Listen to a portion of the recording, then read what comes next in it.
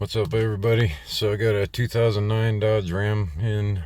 This one's a Hemi, but I don't think that matters. I did an oil change. The oil change light isn't on, and it doesn't have a message for it, but I'm still going to show you how to reset it.